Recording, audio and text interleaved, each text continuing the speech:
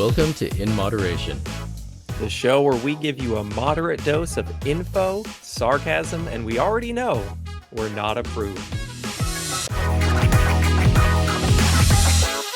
Welcome back to the podcast. For our guest today, we've got Oakley. Oakley, say hi. She's a little bashful. A little bashful.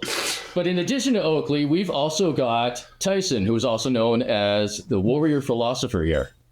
And he's literally right beside me, so at any point in time, Liam will give him the signal and he'll put me into some sort of chokehold and they'll do the rest of the podcast without me. It will be very confusing for the listeners. They'll just hear a lot of grunts. They'll just feel like the grunting and like, yeah. This podcast took a turn. Right? Well, you got to have drama. All right, so tell us a little bit about yourself. Well, where to start? How about the tattoos? Because, I mean, look at those tattoos. Well, yeah. I've Sucks for the listeners, but hey.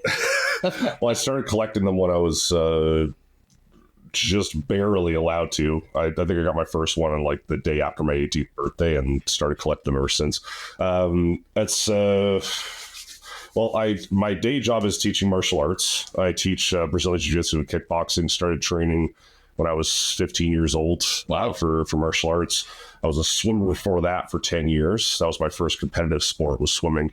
I went to school for massage therapy, but became a statistic in that pretty quickly. Worked for about 2 years in that industry and then moved on to the strength and conditioning. So what you're saying is you found more of a passion in massaging people with your fists. Exactly. Yeah. It's a different kind of deportment.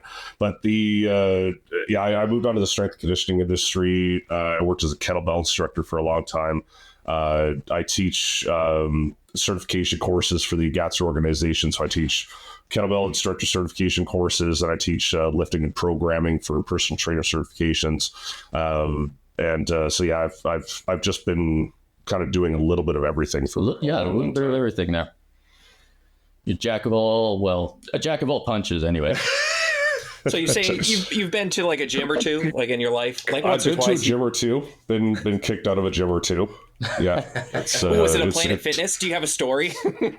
Well, not a Planet Fitness. Alberta OGs will remember the old World Health Club back in the day. But it's funny because nowadays you see things like kettlebells and chains and all that kind of stuff. It's just ubiquitous. Like you see it in every single gym. But there was a time when I was, getting kicked out of gyms for bringing in things like kettlebells and chains to train with. It was really funny. I got blacklisted at a World Health Club once, which I didn't know was a thing. But yeah, it would actually pop up with a little note whenever I signed in with my little key tag thing saying, basically check me for outside equipment before allowing me in there. I thought you went Joey Swole on kettlebells. No, that seems to be what they were worried about, because they would say, well, we're not covered by insurance because our personal trainers don't know how to use this stuff or something. They just had me a line. But, being young and aggressive, I'd always just kind of shot back. It's like, well, you got a punching bag upstairs. Like, where's your certified boxing coach? It's way more likely that some kid is going to break his hand hitting the punching bag than one of my chains is going to, fly to my hand or at somebody's neck all of a sudden. But at least not unless it's on purpose. Yeah. So it's a lot of this stuff now. It's kind of funny just going into a gym and seeing kettlebells there because, I was one of those people getting kicked out for bringing in kettlebells a long time ago.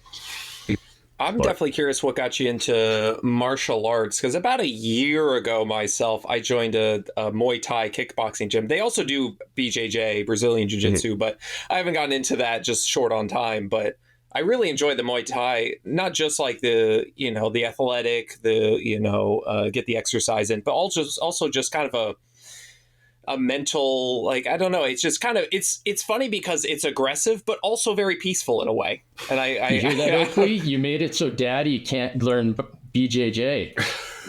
Well, let's make sure you don't forget the last J on that. I don't want that been misconstrued. Well, yeah, it's close enough that BJJ is actually a banned hashtag on TikTok. You have to write out the whole thing, Brazilian Jiu Jitsu, if you want to hashtag so much. That is amazing. Yeah, it's what got me into it originally was that I was a swimmer for 10 years, as I mentioned, and swimming is one of those sports where it's been around for so long, and it's such a, relatively speaking, accessible sport that it's a huge Olympic sport in some countries. Like Australia, it's a huge spectator sport there. So because it's been around so long, and because Canada actually has a pretty rich history of swimming, we have very high level pools in a lot of the major cities and stuff like that. So it's one of those sports where if you show potential for being any good at it, they basically want to start training you like a professional athlete. They shove you into a freezing lake and say, swim to the other side. It's kind of like, dancing or gymnastics. Like, how a 13-year-old trains is really not that different from how a 20-year-old trains. It's just, so it's one of those sports where if you start to lose your passion for it at all, you quit.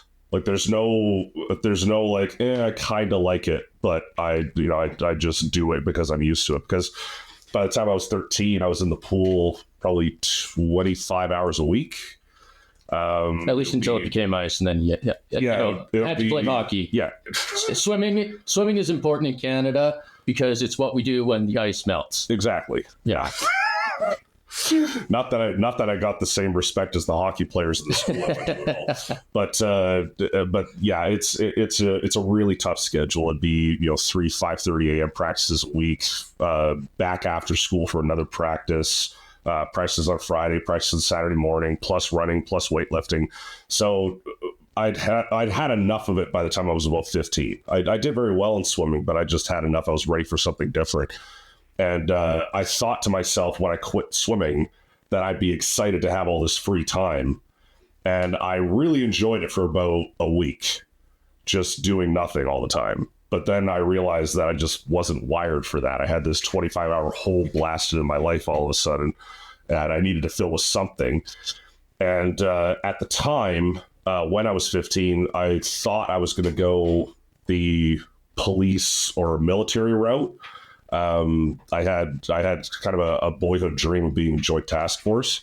So I started doing Kitaryu Jiu Jitsu and Kyokushin Karate, which was Kitaryu Jiu Jitsu I was taught by a police officer. So there's a lot of police officers and military guys who were in the class with me. So that I felt like that was a good fit. And the Kyokushin Karate was just kind of a side thing. And I trained at both of those for about 4 years. Basically just completely replaced the swimming schedule with training all day in martial arts.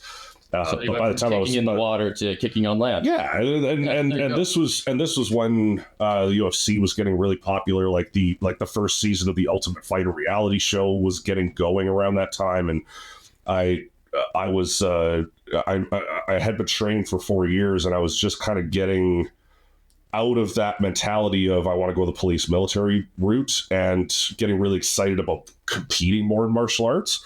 So that's when I switched to Muay Thai, Brazilian Jiu Jitsu, started taking MMA more seriously, had a couple MMA fights, started coaching, and the rest is history. I just never stopped doing it. So it started as just a replacement for swimming as something to do and something that I thought would fit well with my future career. And then I just fell in love with it, just never stopped. You know what's great?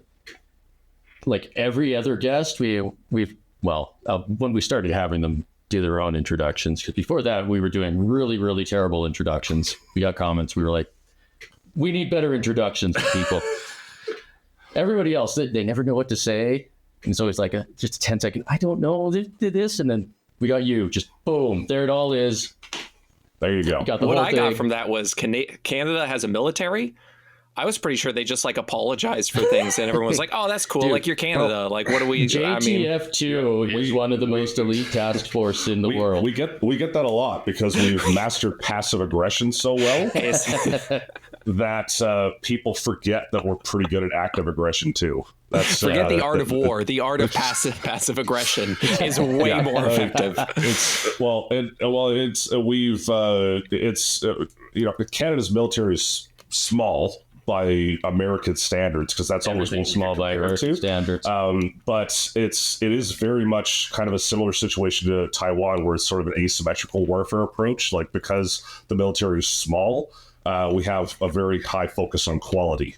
So, like, our military is small in terms of how many people are in it and what the budget is and all that.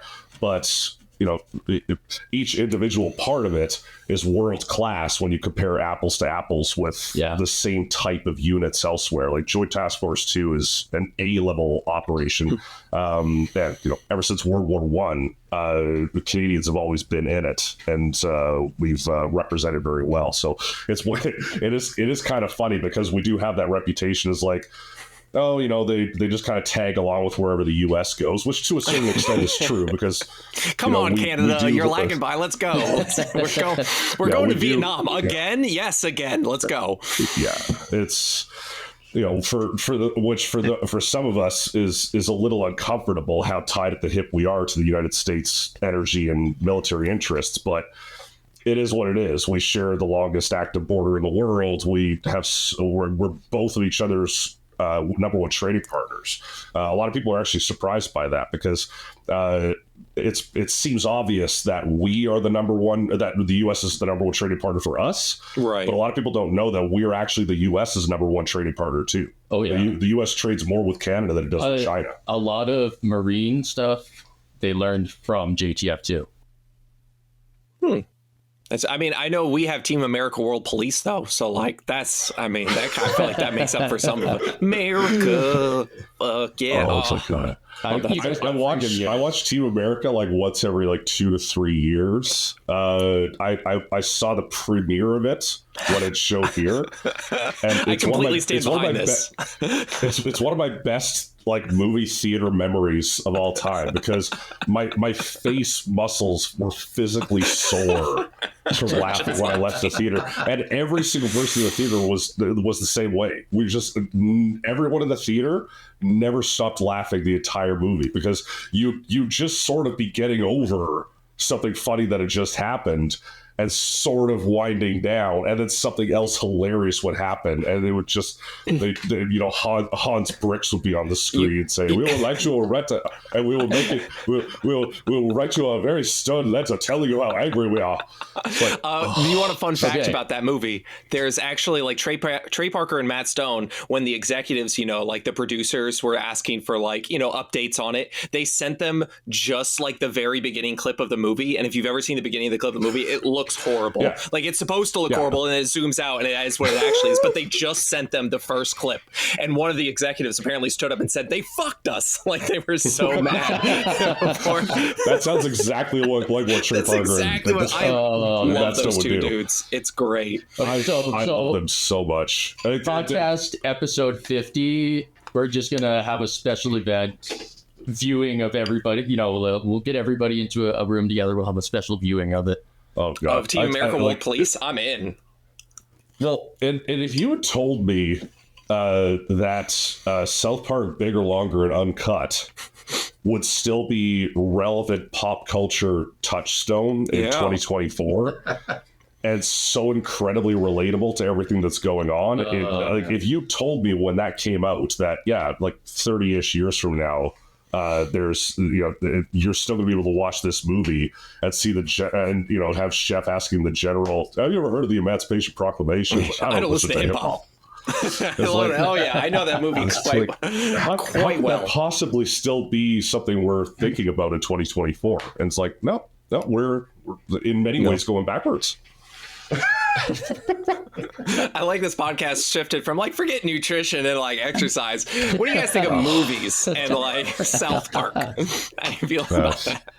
Hey, it's our podcast. We can do what we want. We can do what we want to. Okay, people. If you look hard enough, you can find connections in anything. Oh, so where do we even go from here? We'll find our way back. We'll find. So you train young people, children. Yes. My classes start at 5 years old. 5 years old. Oh, okay. So Oakley has to wait until 5. A few more years. Okay. Yeah, no, I would love to know, like, just kind of for people, because I was interested in, like, Muay Thai and martial arts, but I didn't really know where to start. Like, I was just kind of, like, looking up places around here, like gyms. So, like, maybe if you could give people just kind of, like, what to expect, what to look for, what to, just like, a few like tips on kind of like getting started into like martial arts. Because anybody listening, I highly recommend looking into it. It's not like a lot of people think you show up and you immediately just start fighting people. It's not even close to that. So, like I definitely recommend it. And I'd love to get just some tips for people like, is interested in it. Yeah, absolutely. Okay, so as you said, proximity is the number one thing that's going to attract people to a martial arts gym. A lot of people who are involved in it, like I am, would like to think that people are doing more research and like have more specific kind of boxes they want to tick with the place they're going to. But the reality is it's like a gym. It's like a school. It's like a gym. It's like a grocery store. Most people who are interested in martial arts just Google martial arts and just go to the one closest to them. So there's a couple things to cover there. Number one would be people's motivation for starting martial arts, because a lot of people start martial arts as a form of exercise. This is not a bad thing. But there are things you should know if you're considering a martial art, just because like you don't like going to the gym, you don't like running on a treadmill, you don't like. I'm really glad for something because I've literally had people asking me what I think about martial arts as a form of exercise. And it's great that people are getting creative with their fitness goals. It's like, well, if they have the self-awareness to know, well, I'm just not going to go to a gym and lift weights and run on a treadmill or use an elliptical or bike or something like that for an hour 3 times a week. I'm just not. So they're trying to find creative solutions to something that's going to get me active and working out on a regular basis, but that sort of makes me forget I'm working out. Right. That's, it's something interesting. Something they get to have fun with. Yeah. Something that's interesting to pursue that is also a workout. Right. So for a lot of people, that might be martial arts. It might be, just maybe we think outside the gym a little bit and get outside, do some cross-country skiing, whatever it is. So if you are thinking of joining a gym or joining a martial art for fitness, there are several major considerations. Number one is that the focus of the gym where you are thinking of joining, or is it a secondary sort of consequence of the training? Because every single martial arts website, like people talk about like what ChatGPT is good for and what it's not good for. Writing martial arts marketing copy would be the easiest job for ChatGPT of all time, because every single one of them says the exact same thing. Every single one of them says it's going to be an amazing workout. You're going to learn discipline and structure and self-control and self-defense, and you're going to meet great people. Like, half of martial arts clubs are doing about half of those things. Like, there's a lot of martial arts that are not a great workout. B, there are a lot of martial arts clubs that are toxic as fuck. Is this an explicit podcast? Liam swears all the time. Sorry, I just realized I dropped an F-bomb. Oh, maybe it's not that kind of... Okay, so there are a lot of gyms that are super toxic, not at all welcoming. There's a lot of gyms who teach kids classes to help pay the bills, but don't really like teaching kids and don't know how to teach kids, because it is a very different skill from teaching adults. Like, teaching people who don't have a fully developed prefrontal cortex versus teaching people that do, very different experience, very different skill set. So, and I've always said that if you don't like teaching kids martial arts, you can't fake it. It's impossible to fake it. The kids know. The parents might not know, but the kids know. Right. And if you just try to teach kids the way you teach adults, it's not going to work. So you can't go by the website, because every single one of them is going to say it's an amazing workout. Okay. But there's a spectrum from the sort of, 9-round, 30-minute hit places, which are workouts that are vaguely martial arts themed. Right, that's on this side, where the central focus is giving you a good workout. You're not really learning martial arts in earnest. Not doing anything competitive. Yeah, and I don't say that as a bad thing. Right, there's no such thing as a bad goal for joining a martial arts gym. If all you want is the workout and the martial arts thing is just kind of a secondary consequence, might make things a little more interesting, that's totally fine. It's just like any other kind of training. There's no such thing as a bad goal or a bad training method. There are training methods that don't align with the goals you're looking to achieve and ones that do. Well, there is a bad training method. It's called V-shred. So what would you say for people who are getting into it for like exercise purposes? Would you say, do you have like a form of martial arts that you'd recommend over the others or may stay away from? It can come down to fitness goals because, like I was saying, there's a spectrum of those gyms that are sort of a workout that's vaguely martial arts themed. Okay. And then over here you have people who are teaching martial arts, and the martial arts, learning the martial art is the central focus. And they don't, and it like whether or not you get a workout from it is not their main concern. It's not at front of mind. Like if you want to learn Brazilian Jiu-Jitsu and you want to be really good at Brazilian Jiu-Jitsu, there will be some Brazilian Jiu-Jitsu classes where it's really heavy technically and there's lots of information, but the class wasn't a great workout. And then there's also the component where the better you get at Brazilian Jiu-Jitsu, the more efficiently you can play the game of Brazilian Jiu-Jitsu.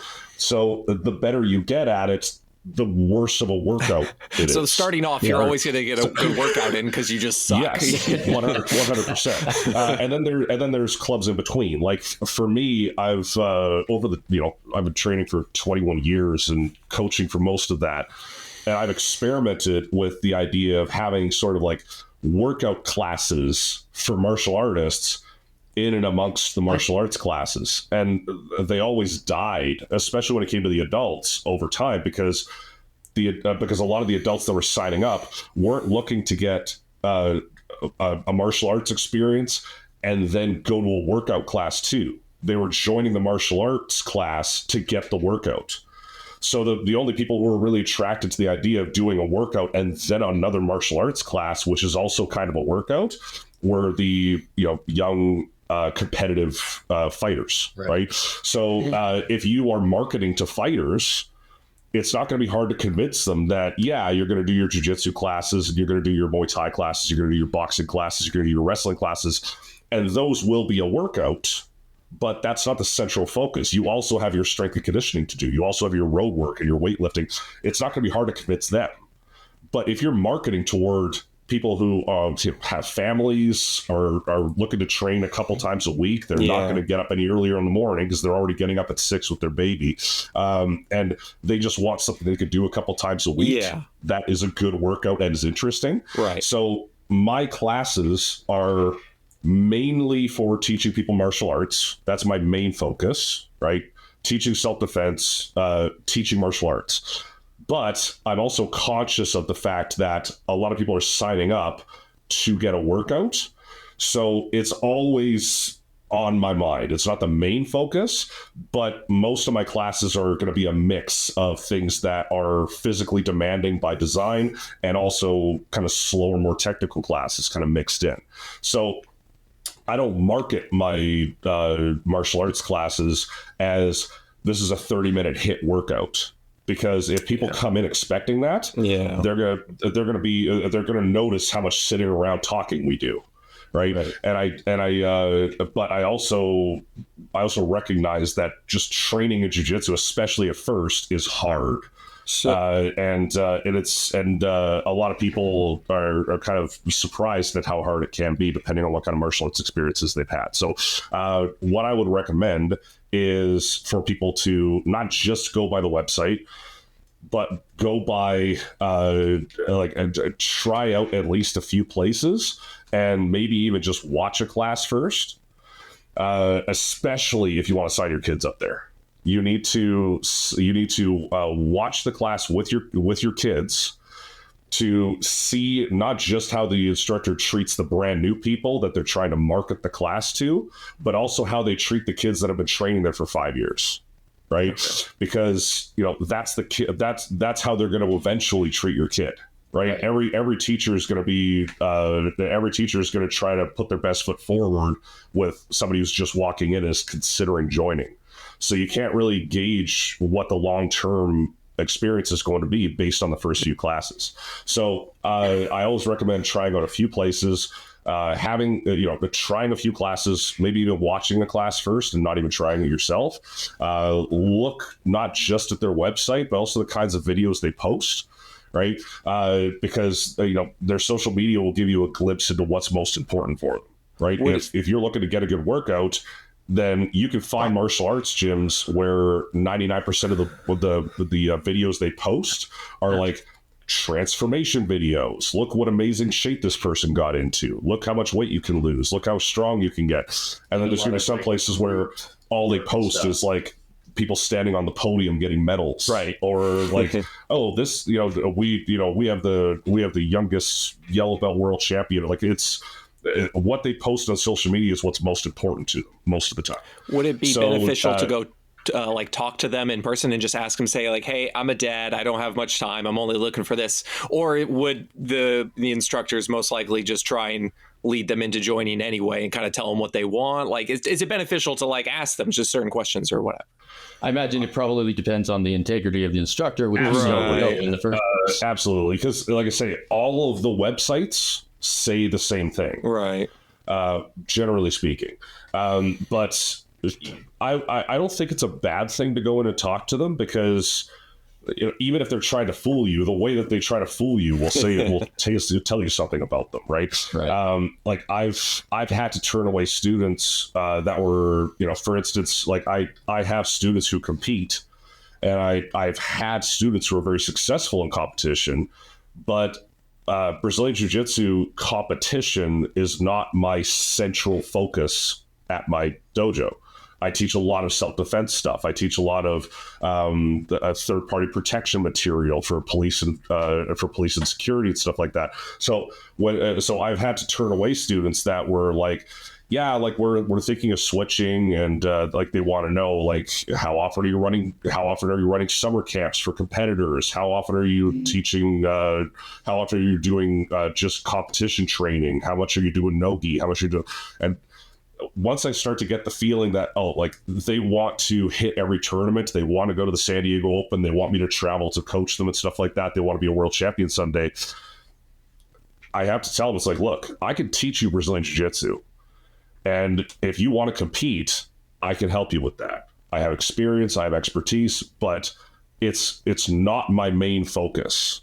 So the kind of people who are going to be attracted to train with me are probably not going to be the same kind of people who are attracted to a super competitive school where everybody's there just to go to tournaments and win medals. They don't care about self-defense. They don't care about anything else, right? So even within the same martial art, you can have a range of different goals that you can achieve by training there. And if you're lucky, they'll be upfront and honest about that, because it's not like it makes my life easy as an instructor to have a bunch of people on the mats who I know I'm not meeting their expectations. Right? Like, who wants to deal with parents who are like, yeah, you've been teaching self-defense for a few classes now. I noticed that you haven't really been doing much sport training. Like, I don't want to have that conversation over and over again. Right. That's not worth $140 a month to me, to have that kind of headache where I'm just constantly wondering if everyone on the mats is actually getting what they pay for. Right. So in the long term, I think it's better for the instructor to just kind of attract the personalities that want to do what I want to do with my classes. And if you'd be happier somewhere else, go somewhere else. There's lots of gyms, and you'll be happier there. I'll be happier that, I sent you to the places actually going to achieve your goals for you. But so that's one thing. You have to go deeper than just reading the website, and you have to go deeper than just whichever place is closest to you. That's the first thing. The other thing is what kind of martial arts are going to help you to achieve the particular fitness goal that you're looking to achieve. Because the thing that most often gets people into fitness in general, not just martial arts for fitness, is weight control. Weight control of some kind, right? Whether they want to lose weight or just not gain weight, like weight control is the number one motivation for people to start a fitness program. Pretty much always has been, as long as we've been measuring that kind of thing. Yeah. And once they start doing something for losing weight, they'll often stay in fitness for other reasons. I don't know how many people have joined a CrossFit gym thinking they just want to lose weight and then just falling in love with like trying to get a better Fran time, trying to get a better deadlift. Like lots of people do that. They come for one reason and then they stay for another. But if you are looking to get into a martial art for fitness and your main goal is weight loss, it's going to become a more sort of complicated decision. And it sucks because you never want to dissuade somebody from doing something that's active. Right. But you also want to help people to be realistic about what kind of choices they can make that are going to help them to achieve their goals. Because exercise thermogenesis, like what calories you're burning while you're training is a very small percentage of the total calories you're burning throughout a day. Yeah. Like you can run 10K and burn off like one Mars bar. Right. So thinking about what kind of workout is going, like what kind of martial art is going to help you achieve your goals. There's not too many martial arts out there that are going to give you the kind of fitness regimen just built into the martial art, integral to the martial arts training without having to do anything else. That's actually going to be most beneficial for weight control, which is building muscle. Right. If you, because, exercise thermogenesis burns a very small percentage of the calories per day that you burn. Most of it is burned by just your basal metabolic rate, just the low intensity activities that you're doing throughout the day. And that's governed primarily by how much muscle mass you have, like what your body composition is. The more muscle mass you have, the more calories you burn at rest or while doing low intensity activities. So like when somebody wants to train for weight control and they're focused on, I burned this many calories on the elliptical today, right? Doing aerobic exercise. Well, aerobic exercise is fantastic. You should do it. But it's, aerobic exise without changing anything else isn't really going to help to lose weight or control weight all that much. Basically, if somebody asks me how they should train to lose weight, I basically train like a bodybuilder and go for short, frequent walks. Like, and there's not really a whole lot of martial arts where the training modality of the martial art is like that. Jiu Jitsu is close because Jiu Jitsu, you're actually moving a load. You're moving an exterior load with intensity. You're training your anaerobic energy systems. But something like boxing or kickboxing, which is very aerobically intensive, where you're not really moving an exterior load. You're mostly moving your own body. It's very aerobically taxing, and you're not going to burn as many calories as you think doing it. And it's not the kind of thing that's likely to make a huge difference in how many calories you're burning at rest, because it's not the best way to build muscle mass. So I never want to discourage people from doing something active when they weren't doing something active before, because it will help. Yeah. But, if people are thinking, well, I'm going to do everything exactly like what I'm doing now, but then I'm going to go and do kickboxing for an hour twice a week, and it's going to make me lose weight like crazy.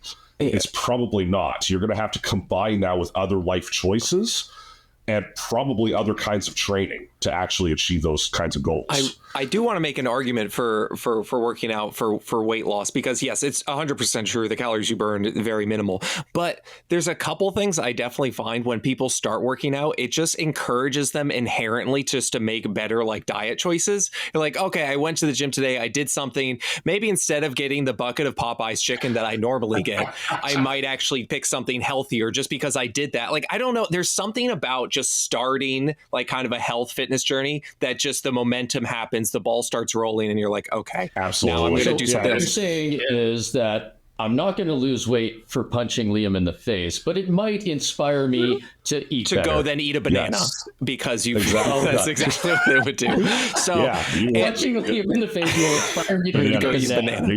Yeah. Eat an actual good fruit. So, and also on top of that, I find when people start like going to the gym, one of the main reasons they end up losing weight is just because they're kind of out of the house as well.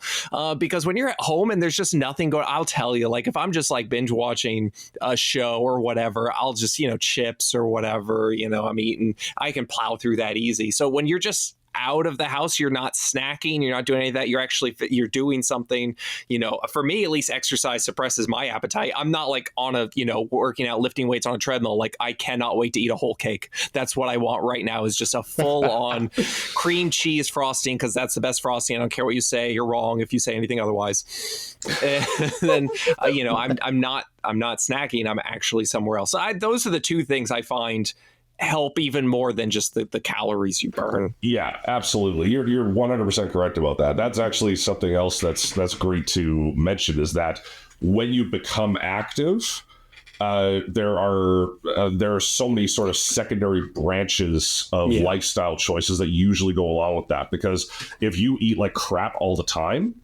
and then you try to train your jiu-jitsu 4 days a week, your body is going to rebel against that. You're gonna like if you like jiu-jitsu and you want to keep doing jiu-jitsu and you want to get better at jiu-jitsu, absolutely, it's going to give you something. It's going to give you something to inspire you to make those other choices. Because when you drink more water, when you address injuries, when you get more sleep, when you eat better quality food, you feel that difference when you go to jiu-jitsu. So like if you have that sort of anchor in your life where it's like, I like this, I want to do better at this, I don't want to have to take 4 days to recover after doing a jiu-jitsu class, it's definitely going to be a source of inspiration for all those other little choices that you can make.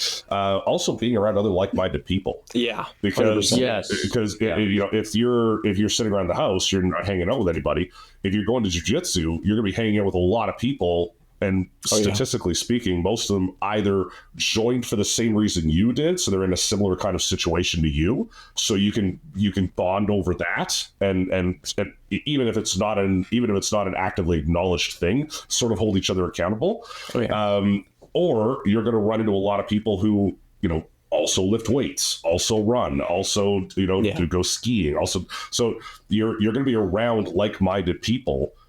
Who, once again, it's just like sort of osmosis. You 100% agree. You talk to people about how important community is several times. Like, what did you do this week? Oh, I'm training for like a 5K. Oh, that sounds interesting. Maybe I'll do that as well. Like, that sort of thing. Just you're around people who are interested in being physically active and hopefully other healthy choices as well. So I think that's one of the best reasons to go.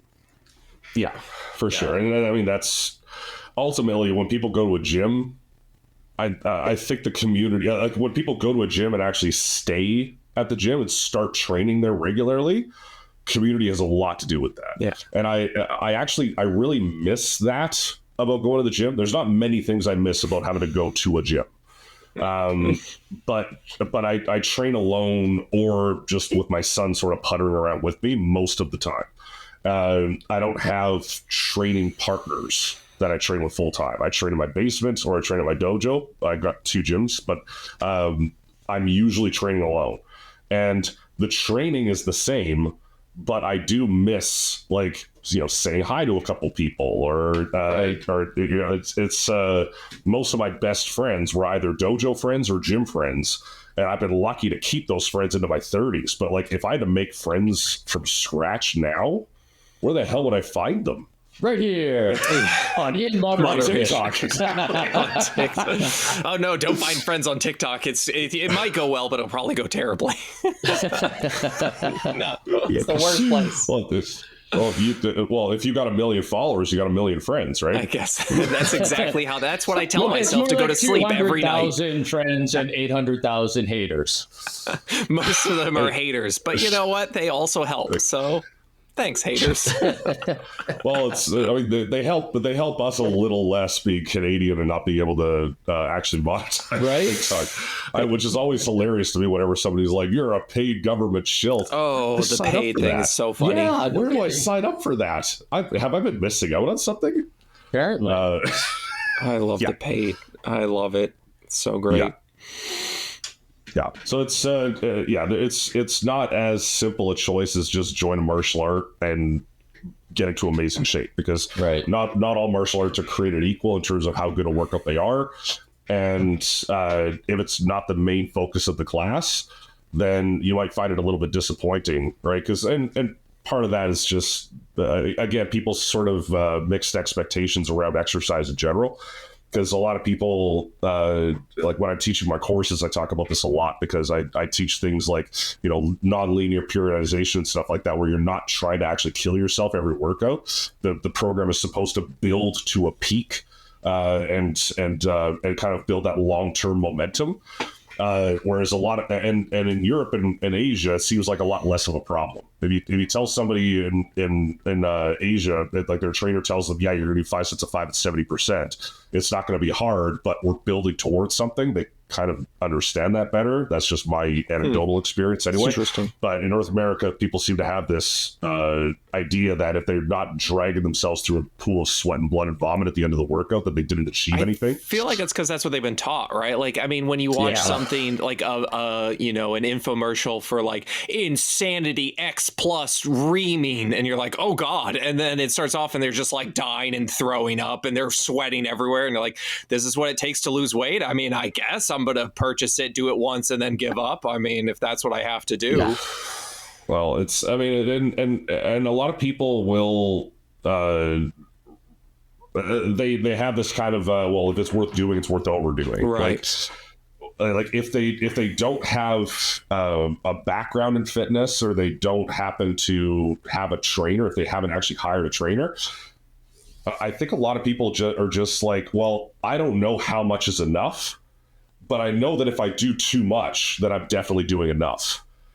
Yeah. They don't see that point of diminishing return. Like, surely if I'm working out for 90 minutes a day after doing nothing but sitting on a couch for 5 years, I'm going to lose weight. Yeah. And they're not wrong, but it's, I think it takes for a lot of people some trial and error. Oh yeah. To get to that place where they understand that a program that is sustainable and consistent is way better than one that is, gets those super high highs and super low lows. Absolutely. Like you do your P90X for a month and then you don't train for another 2 years. Yeah. And then you feel bad about it, figure it was you, not the P90X. So you go back to the P90X, doing it for another month. So it's just like weight loss programs where they're like the entire process is designed for people to lose a lot of weight really quickly, stop the program, then gain the weight back and do it over again. And it takes just long enough. It's very scientifically developed.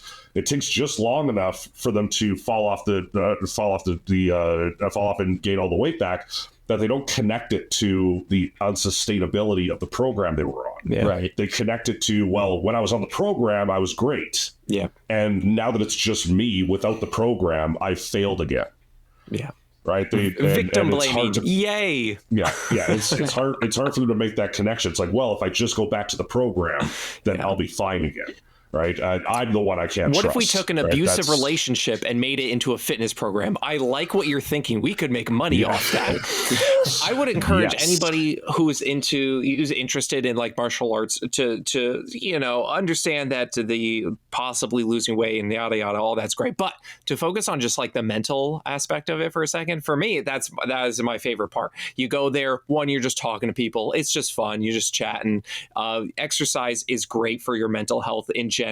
And two, there's just something I think just about martial arts, like I said kind of at the beginning, it is this physical and sort of aggressive in a way, but also sort of peaceful and relaxing thing that I has this good combination. For me, at least, that's how I've experienced it, and I really enjoy it. So I would encourage anyone to at least try it, go to a place, watch a class, try a class, whatever, something like that. Definitely watch the class. Definitely look at, like I say, look at social media, see what's important to them, because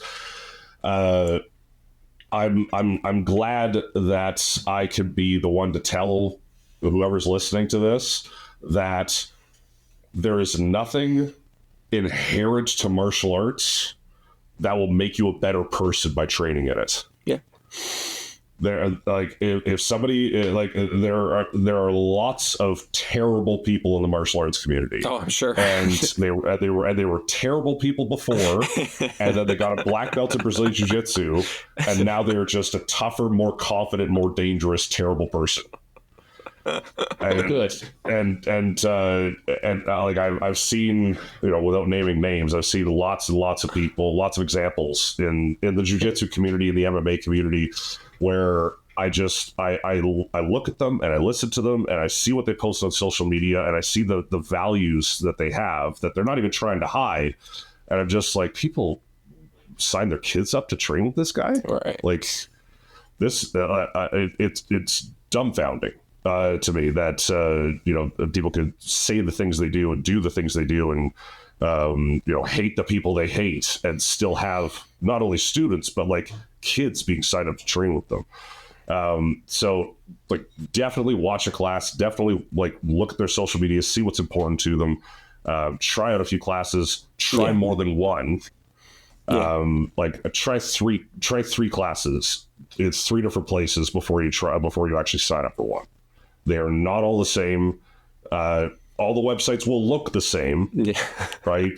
But they're not. You've been all really the same. harping on that. I think, guys, if you're listening, I think all the websites might look the same. I think they might all be Chat GPT generated. Find discipline and lose weight and better yourself. Yeah, I mean there's definitely some resentment built up there. Like even when it comes to just the self-defense aspect of it, because there's a totally different approach for teaching self-defense versus teaching martial arts who say go to tournaments and win medals. Like when I'm teaching Brazilian Jiu-Jitsu for self-defense, where I am teaching Brazilian Jiu-Jitsu techniques, it's the same macro techniques. So the bones of the martial art are the same. The basic positioning and leverage and control positions and distance management and the training methods are kind of similar. But when you teach them in context for going to a tournament or a cage fight or a Brazilian Jiu-Jitsu tournament or something like that, where you are fighting somebody else who's also a trained fighter, and there are rules and referees and safety gear and everything else, and then you start training Brazilian Jiu-Jitsu in context for self-defense, where we are taking into account multiple attackers, weapons, verbal de-escalation, concrete, walls. Like there are so many things about teaching Brazilian Jiu-Jitsu in context for self-defense that just training Brazilian Jiu-Jitsu for sport Jiu-Jitsu, like just going to tournaments and winning medals, I will still bet on somebody who does nothing but sport Jiu-Jitsu 99% of the time, for sure. But if you're going to advertise that you train people for self-defense, but then never actually teach self-defense in context, taking into account any of these things, you shouldn't have it on your website. Right. Right, and it's not a bad thing, because Brazilian Jiu-Jitsu, the sport, has exploded in popularity. Like when I trained, it really when I started, has. Holy shit! MMA has been popular for a while now, and that was definitely sort of the gateway drug for the sport of Brazilian Jiu-Jitsu, because a lot of people liked the idea of being an MMA fighter, but didn't like the idea of getting punched in the face. Okay, start competing in Jiu-Jitsu. Wait, why? Nobody else does that. It's just me. Okay, that's fine. Back in the day when I started training in Brazilian Jiu-Jitsu, the communities of MMA and Brazilian Jiu-Jitsu, especially here in Canada, where we're lagging behind the United States community development, MMA and Brazilian Jiu-Jitsu were basically synonymous. Like this, like if you went to a Brazilian Jiu-Jitsu tournament in 2004, 90% of all the people there competing in Brazilian Jiu-Jitsu, the sport, were also MMA fighters. Like it was just another thing that went with being an MMA fighter. Whereas now you can go to a tournament in Blackfalds. Blackfalds and Red Deer are kind of the two main sort of tournament cities for Alberta, because it's a decent enough drive for Alberta, for Edmonton and Calgary, to attract people from both. But I mean, you can go to a Brazilian Jiu-Jitsu tournament where there's like 1,200 people signed up for it, and very, very few of them have ever had an MMA fight or ever will have an MMA fight. Whereas in 2004 is like, you would hear that there was a tournament happening in Lethbridge and drive 5.5 hours to Lethbridge to have 2 matches and then drive back home on the same day. Like there was nothing, and where there was something, it was all MMA fighters. now the sport of Brazilian Jiu-Jitsu itself has exploded. So it's hugely popular, and there are a lot of clubs who are focusing 100% on competitive sport Jiu-Jitsu. And when people sign their kids up there, they're just looking at it as another sport, right? They're not really thinking of it as a combative martial art. They're thinking, well, he tried soccer and he didn't like it. He tried hockey, he didn't like it. We're going to try jiu-jitsu, right? Hey, hockey didn't like it. Kick that kid out of Canada. I never played hockey as a kid.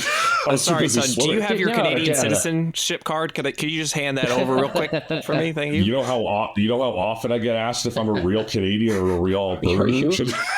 Are you a real Canadian though? You're not one of those fake Canadians that just walk around all the time. Yeah, I'm one of those. I'm one of those fake Albertans that saw the wind turbines on my drive here and was actually happy about it. I don't see either How of your dare heads. the province have? I don't see either of your heads energy. bobbing up and down when you talk, so I'm pretty sure you're not Hey, actually guy. Canadian. Hey, buddy. I'm not your buddy, guy. I'm not your guy, friend. It's funny because we don't even hear the Canadian accent when we're talking to each other. It's only when you go to like California and they're like, seriously? I'm like, it's like, oh, I guess I do say a. Like, it just comes out. I don't even think about it. Yeah. But yeah, it's one of those things where it's like, if you're not teaching self-defense, I'm not saying that's a bad thing. But if you're not teaching it, don't say that that's a benefit, because there's going to be people and when I debate this with people, as I have many times, we'll get to a point in the conversation where they're like, okay, fine, like we don't teach self-defense, but there's all these other benefits. And I'm like, okay, yeah, but you're admitting that to me now because I have an education and expertise and a background and a frame of reference where you can't bullshit me. You're admitting that to me now in our one-on-one conversation. When somebody comes in and is asking to sign up at your gym, are you telling them that you don't really teach self-defense? No, I don't think so. You're admitting it to me, but it's still on your site, it's still on your website, and you're still using it to market to people one-on-one when they come in. So that means that somebody could walk in who's actually dealing with a very serious situation, right? They want to train in Brazilian Jiu-Jitsu, not because they want to go to a tournament and win medals, but because they have an ex they're worried is going to come back and beat them up because they just got out of jail. That's why they're training in a martial art. Yeah. And taking advantage of those people, whether you know you're doing it or not, I don't think is acceptable. So it's not just about money. It's also about just being a good person and not taking advantage of people who don't have the background, don't have the expertise, don't have the bullshit meter to understand who they're talking to and how they might not be getting out of this what they think they're getting out of it. And there can be real world consequences for that. I think the single most important thing I personally think you said in regards to the self-defense was the verbal de-escalation, Right. which nobody who's training for tournaments, they're not going to train that. There's no reason to. We're both here. We both sign waivers. We both know we're going to get into fights. Although I would totally watch that. I would 100% watch a Brazilian Jiu-Jitsu match where the goal is to verbally disarm the other person and get them to step down. It just, they get a little podium. That's Canadian MMA for you. Like, I would watch it. I'm not going to lie. I would 100% watch that. That would be good. That would be good for like a YouTube gag, like have somebody sign up for a martial arts tournament of some kind, and then all of a sudden when he says go, it's like, well, dude, you just trying to punch me? Hold on, we are not on the same wavelength. We could. What did I do? Let's start over. What's your name? Where do you come from? Yeah, listen, we can handle this. Let's workshop our feelings. What's going on in your life that's making you so angry, and how can I help you? I'm with sorry. this? I didn't mean to do whatever it was. It's but it's one of those things where if you only ever trained at a place where they taught sport Brazilian Jiu-Jitsu or boxing or anything else, and somebody asks you, well, are you learning self-defense? It probably wouldn't even occur to you that you had spent no time thinking about verbal de-escalation in your training for boxing, because why would you? Right? But it's one of those things where it seems obvious once you're told, but it's not something that the average person without a background would even think about. But it's like, arguably, the most important part of the training. Yeah. Like I remember when I was 7 and I first started training, and I first tried karate when I was 7.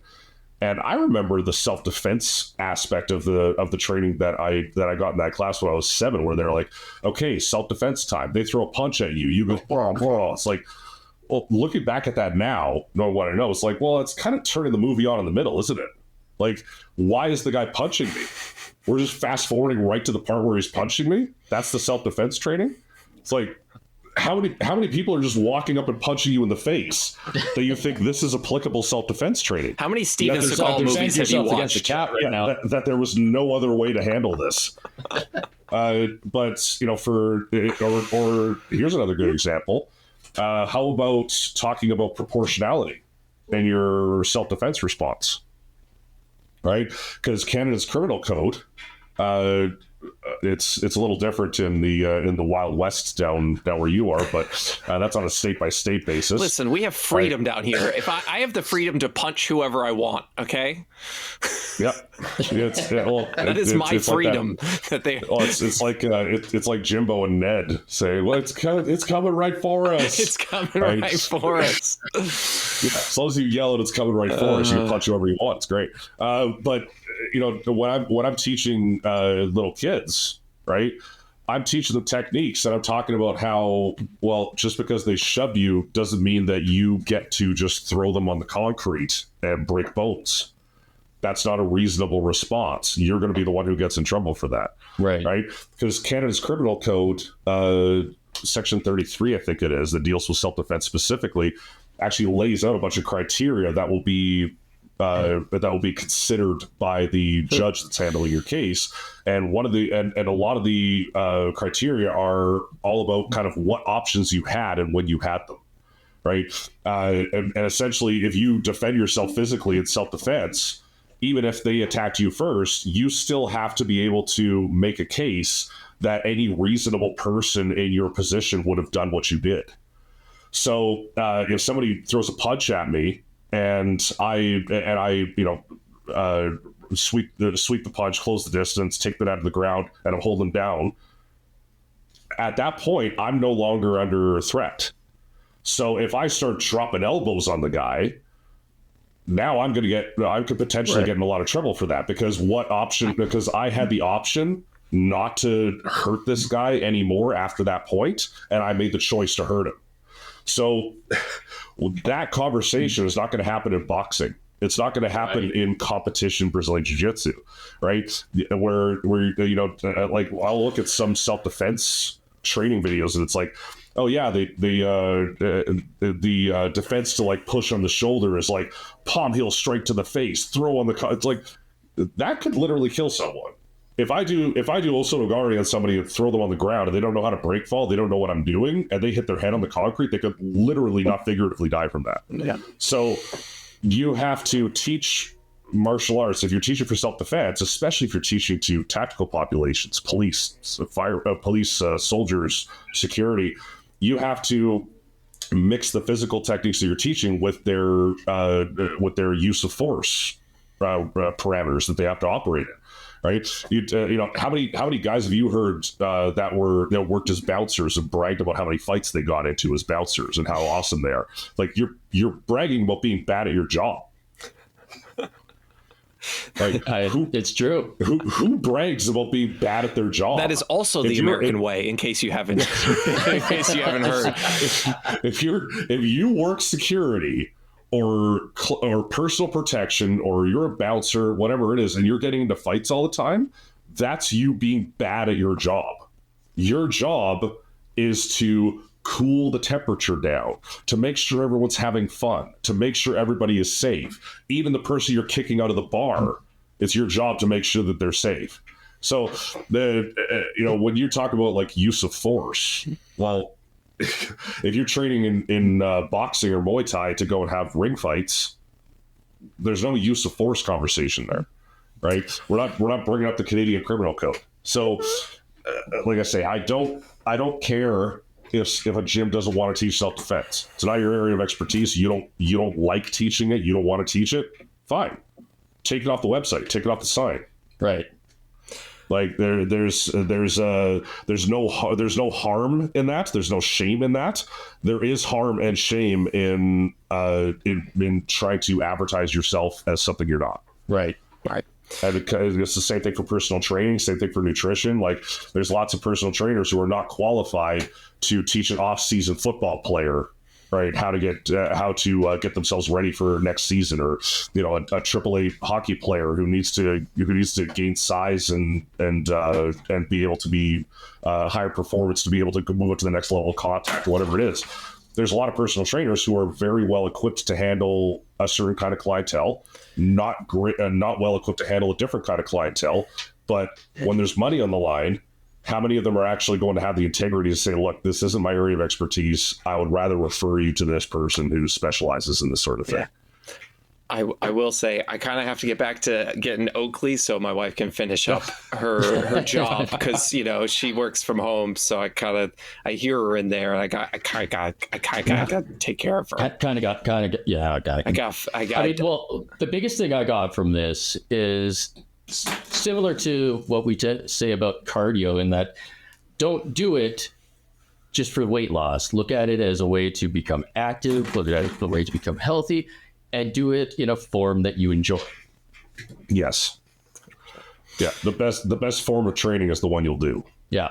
Right. And don't pay attention to their websites. Yeah. I was in the, that was, if there's one thing you take from this, it's go watch South Park. Okay. And then second thing, don't pay attention to the website of the martial arts studios and gyms. Yeah. I used to make that mistake. I was I started working at fitness retail around the same time that I was really getting going as a kettlebell instructor.